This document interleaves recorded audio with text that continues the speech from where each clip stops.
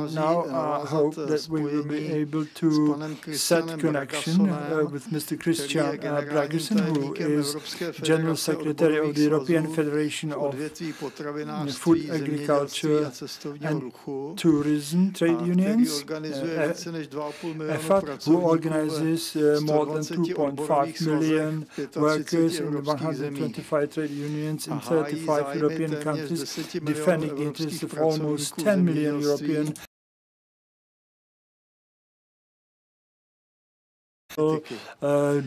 common agricultural policy. So I hope that we can have connection with him. His statement is called "The Fight for Decent Working Conditions for Agricultural Workers in Europe Continues." Yeah, good morning to you all, and thank you, Chair, for giving me the floor and the opportunity to represent and be a voice of the 10 million workers of Europe that work in agriculture.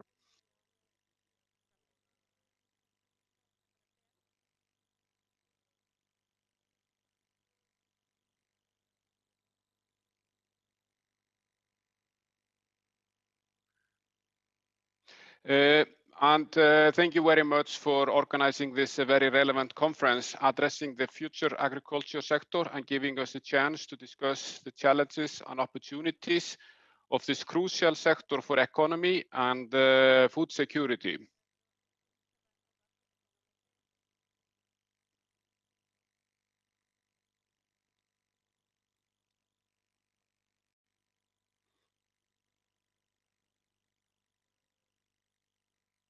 Today, my focus will be on workers in agriculture and the need to improve the workers' rights in the sector. But before I start my intervention, I would just like to show you a short video with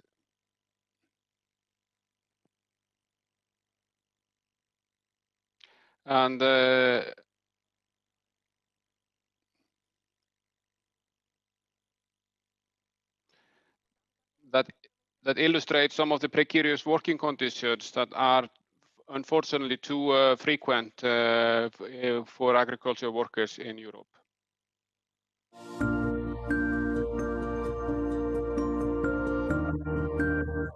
Biggest workers facing in Italian agriculture sector is that of labor exploitation and mass. Da pigliare col camioncino e ti portano a lavorare. Così. E poi non ti hanno pagato. Non te lo pago. Quest'estate tu hai lavorato nei campi? Lavoro in qualche campo. Cosa hai raccolto? Pomodori, un po' di cocomeri. La paga? 30 euro. Sui cocomeri intorno ai 40 euro. Poi si raggiungi una piazza che si sta qua a Villa di Serni, una marea di gente, cominciano a passare alcuni campi.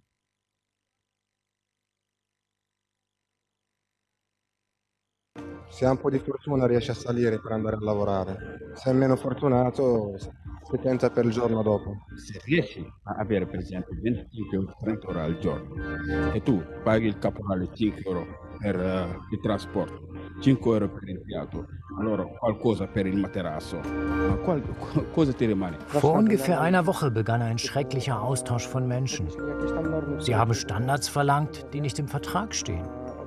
Dass 35 Kilo Erdbeeren pro Stunde gesammelt werden müssen. Wer das nicht geschafft hat, wurde automatisch entlassen.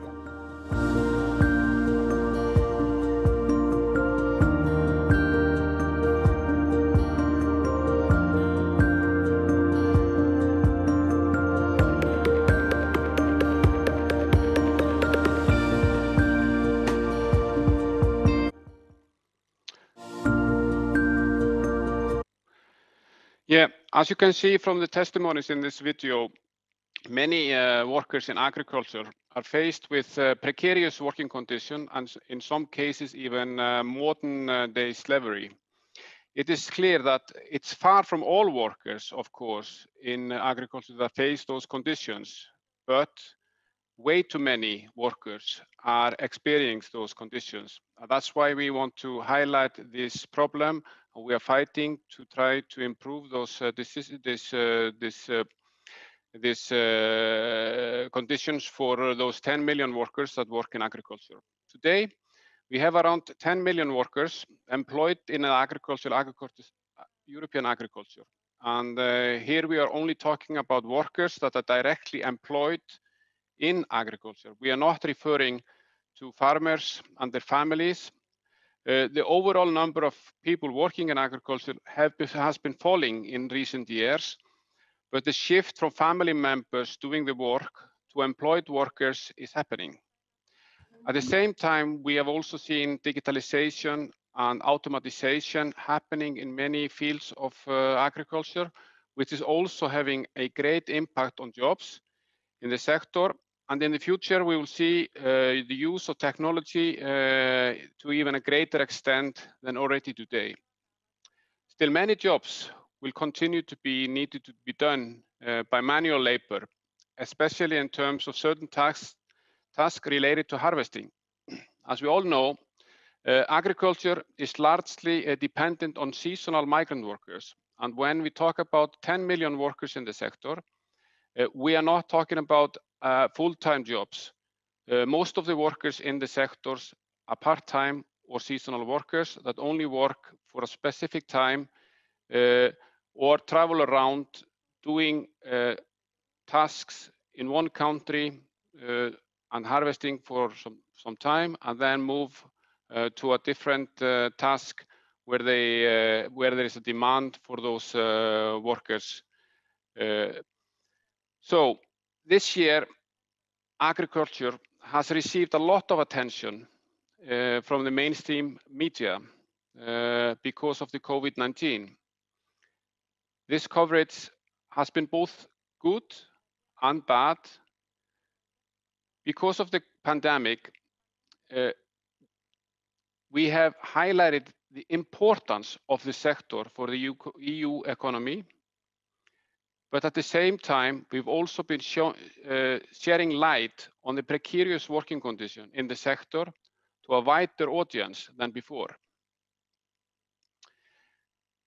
And we believe that the EU institutions are finally starting to respond to the situation.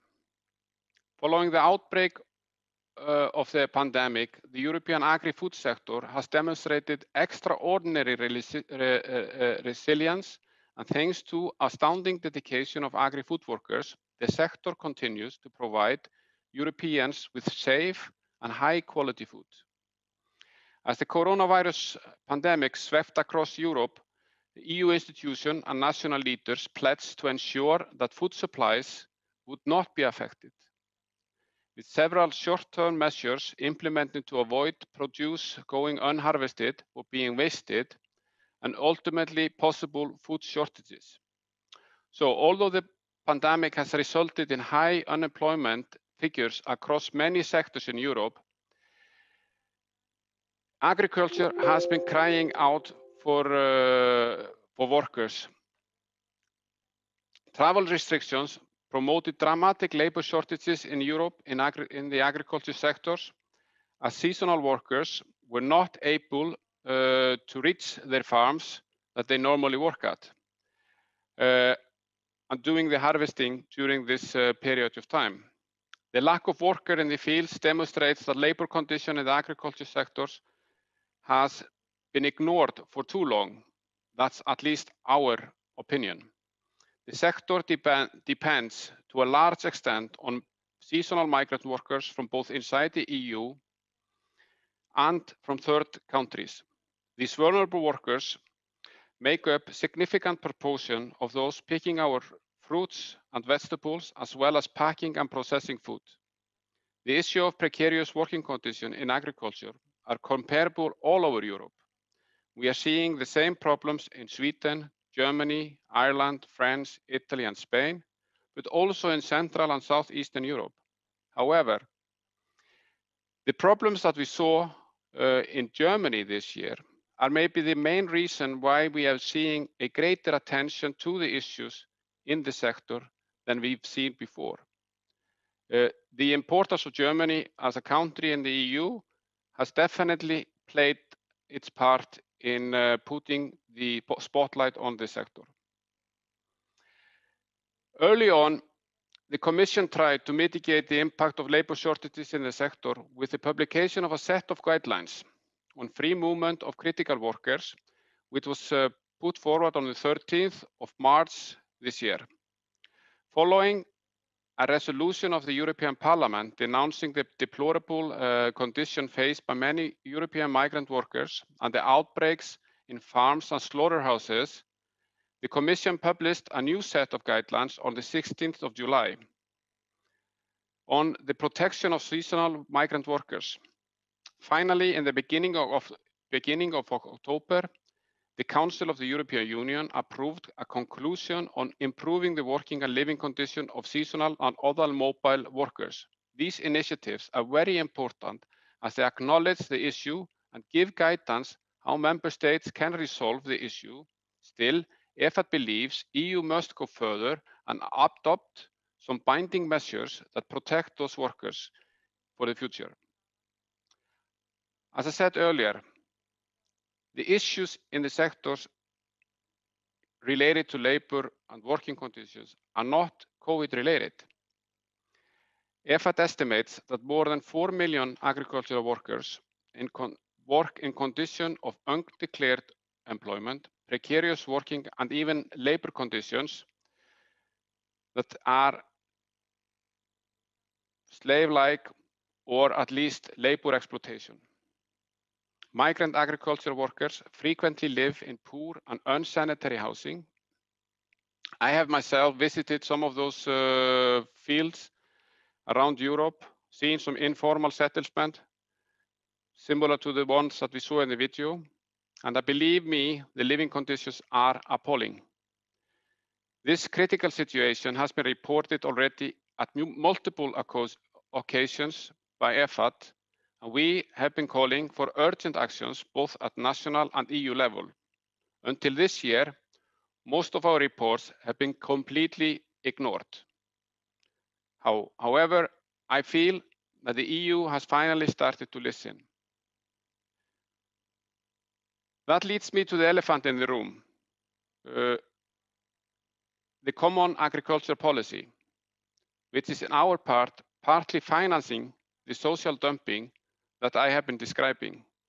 In our view, the EU direct payments and the financial contribution given under the framework of the common agriculture policy should only go to employers that respect labour agreements and labour standards. This has been a long-standing EFFAT demand. We believe that CAP payments should become conditional to the respect of applicable working conditions and employer obligations resulting from the relevant collective agreements, as well as EU and national social and labour law, and also ILO conventions. We are not demanding anything more for agricultural workers than other workers in our society are receiving. We are only talking about applicable labour standards. This is something that should happen in any case. We just want agricultural workers to have the same wages and rights that apply to other workers in our societies. The principle is fairly simple. If Europe's taxpayers provide support to you as a farmer, the minimum requirement should be that you follow the rules that apply in your country. This is in the interest of most farmers as well. Majority of farmers treat their workers well, and therefore this is so-called social dumping, and social dumping and labor exploitation is causing unfair competition in the sector. And we should not forget that we already have some conditionalities in the CAP. Currently, the farm subsidies are conditional on compliance with body of existing EU legislation in respect to environmental protection, public health, and animal welfare. With that said, I want to finish by mentioning a few of our priorities we are focusing on at the moment. With the trialogue negotiation between the European Commission, the Council and the Parliament on the Common Agriculture Policy already started, it is important to further highlight our demands for the social and labour conditionality. The European Parliament included important paragraphs on social conditionality in the final text of the Common Agriculture Policy, which we hope will be included in the final versions of the CAP strategic plans and the horizontal regulation. But unfortunately, the general approach of the Council of Ministers does not include any mentioning of social conditionality.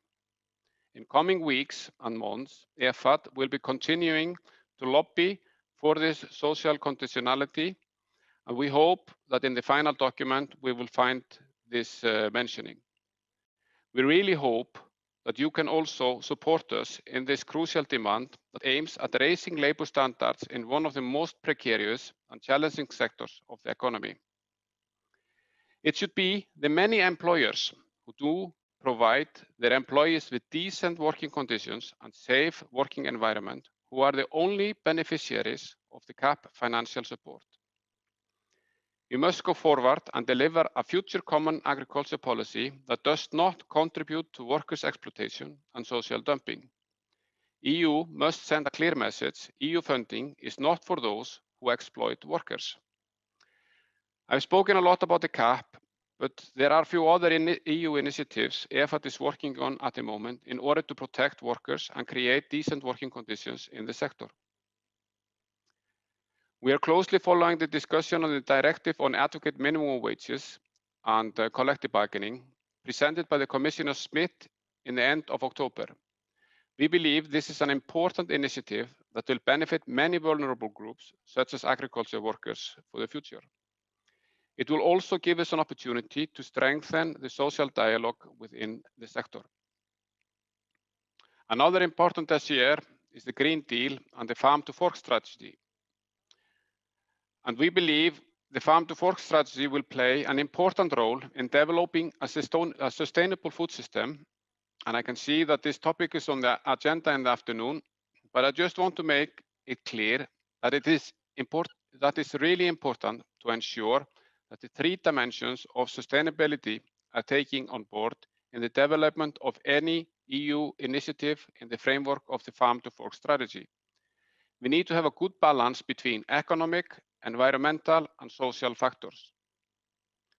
The common agriculture policy for us is an important part of the EU budget, and it's very important for Europe's food security and the rural development.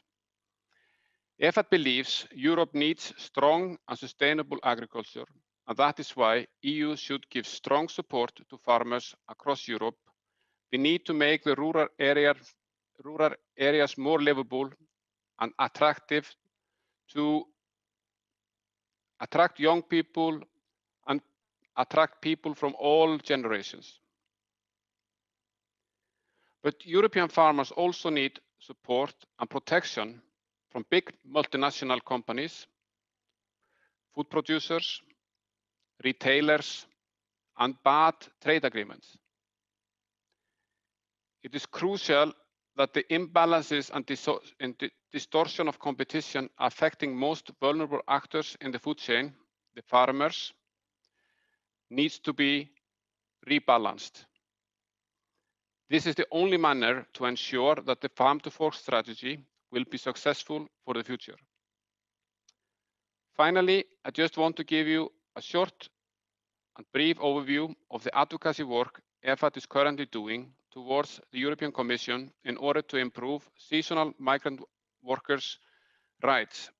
As I've highlighted several times already, the challenges these workers are facing are a consequence of the loopholes and shortcomings of the EU legal framework on the labour mobility, migration and social security coordination, but also due to lack of labour inspection and enforcement of labour standards in the sector. That's why we are pushing for the following measures. We would like to see legally binding instrument for decent housing for all agriculture workers. We want to see improved social security provisions and coordination of social security numbers. And we would like to see improved labor inspections in the sector, and we believe that the European Labour Authority has an important role to play there. However, this important institution is still not functioning as it should do, and we are hoping that when it will run properly, it will be able to deal with the issues of cross-border and mobile workers in Europe. But we as trade union also need to do better work at national and at European level. We must improve the service we offer to those workers, as it is well documented that there is a lack of proper information available to agriculture workers in appropriate languages as well about national standards, practices, and workers' rights. That's all for now, and I'm happy to answer any of your questions, and I hope that you all got the message that I was trying to deliver here today. Thank you.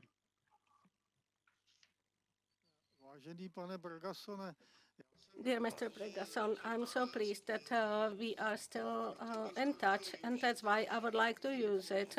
And first of all, I would like to ask questions to you, Professor Smutka. First, then I will follow with my questions. No other questions. So good morning. I would like to ask one thing. The European Union, as such, is not homogeneous. In fact, it's heterogeneous. Individual European countries are different. So do you think it is real that standards may be implemented, standardized tools at the entire EU level, contrary to the fact that agriculture systems of individual European member states are different, and ILO, an organization of work and involvement of seasonal work is handled differently by individual member states. Thank you very much. Thank you for this question, if I'm allowed to answer it now. I think it's important to understand that we are not asking for a harmonized system of standards for the whole of Europe.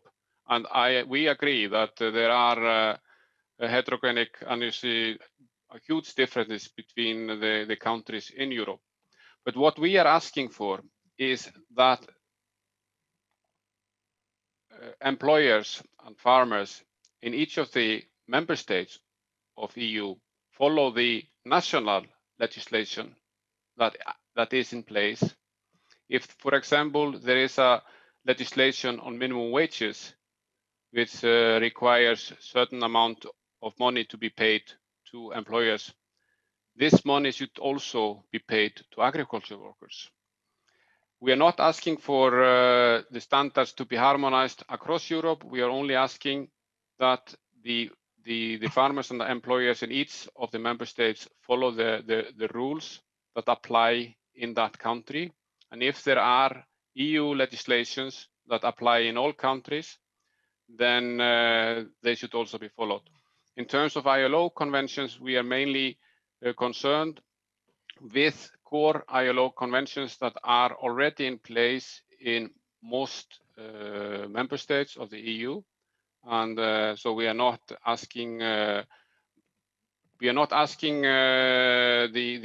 countries to go further than to ask the farmers or employers to follow the ILO convention that have been ratified in that country.